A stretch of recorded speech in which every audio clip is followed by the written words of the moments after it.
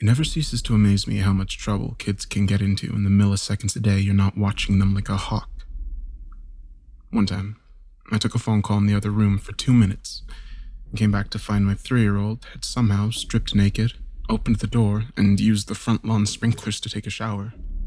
Kids, right? Still, I don't know what I would do without her.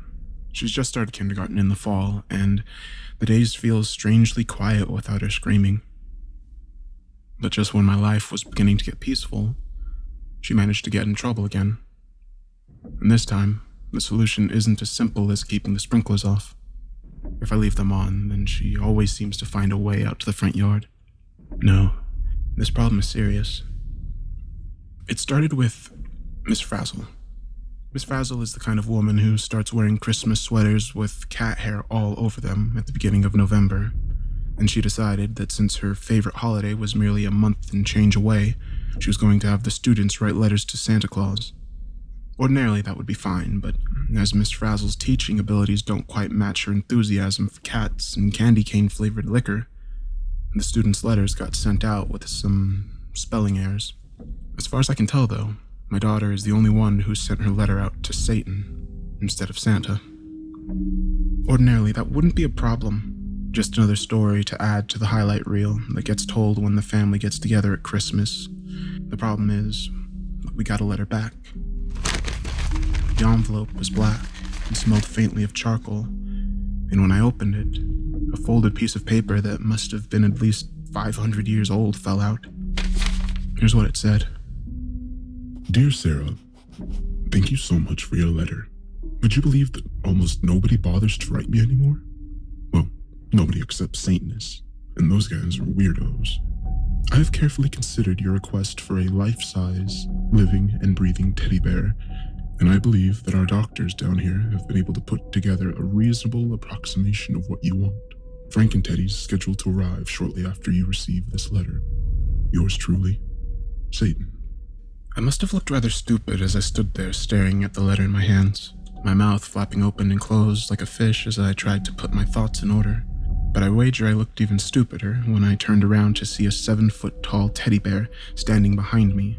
I screamed like a little girl. Frank and Teddy seemed unfazed by my reaction, and really, I'm sure he probably was used to it. It was patched together with various bits of ragged cloth and covered in what looked suspiciously like bloodstains. One of his eyes was a little black button, and the other looked like a glowing ember set somewhere deep in the back of its head. He spoke in a booming, monotonous baritone, and that made me wonder if his vocal cords had been singed by hellfire. I am Frank and Teddy. I am here to love you. Oh, wow, okay, I said, nodding my head vigorously until I realized I was nodding for no reason, and stopped. Are you Sarah? Well, she's at school right now, and... Then I will go to school, so that I may love her. Wait a second. School is over now, but, she'll be home any moment. But you can't... Then I shall wait here. Do you have any souls of the damned? I need souls of the damned to sustain myself. No, I'm afraid we don't. Cheetos are also fine. Okay, well, we do have those. I'll help myself. I looked back down at the letter as Frank and Teddy wandered into my kitchen and saw that there was a customer service number written on the back. Before I could call it, I heard a scream behind me. I turned around and saw Sarah standing in the doorway, mouth hanging open, and she stared at Frank and Teddy, rummaging through our cabinets and throwing things on the floor in search for Cheetos. Now, Sarah, honey, don't be scared, I said. But Sarah shot past me and leapt onto Frank and Teddy's leg, wrapping herself around it so that she lifted off the ground whenever he took a step. Oh, he's perfect, Daddy, she screamed gleefully. I can't wait to take him to show and tell. Wait, really? I asked, flabbergasted. Hold on, you can't bring a monster teddy bear to... Are you Sarah? Frank and Teddy's booming voice cut me off yet again. Yes, Sarah shouted. Frank and Teddy took a knee. I have been enlisted by the Dark Lord Satan to serve at your pleasure. I will love and protect you, and tear your enemies to shreds if need be. Cool, Sarah shouted, leaping to her feet and hopping around Frank and Teddy in circles. Not knowing what else to do, I typed the customer service number on the back of the letter into my phone with shaking hands. It rang once, and then a tired female voice answered. Oh, customer service. How may I help you today?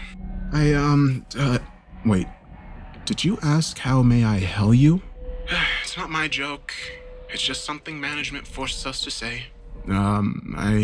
Okay. Listen, I think there's been some sort of mistake. Look, all heaven and hell placements are final. The appeals process is really more of a formality. What? No, I'm talking about the 7-foot-tall monster teddy bear that just showed up at my house. Oh, you must be the Rogers household. Yeah, that's right. Satan wanted to let you know that he hopes your daughter enjoys the gift, but sadly he'll be out of the office until next Wednesday, so he'll check back with you then. Well, can I maybe return it till then? No, the woman said flatly. So I'm stuck with this giant monster teddy bear until Satan calls me next week. No, of course not. Oh, thank God, I replied, somewhat regretting my phrasing. Satan won't be calling you. He has scheduled for a face-to-face appointment. A few croaking sounds escaped my throat as she asked me if there was anything else I needed, and when I couldn't answer her, I heard her mutter something about how rude humans were before hanging up. I turned around to see Sarah laughing with glee as Frank and Teddy tossed her up in the air and caught her over and over again. I'm not sure how I'm going to keep a 7-foot-tall monster teddy hidden from the rest of the neighborhood until Wednesday, nor do I have the slightest idea what I'm going to do when Satan himself shows up on my doorstep. Right now, I only know one thing for certain. I'm going to have to buy more Cheetos.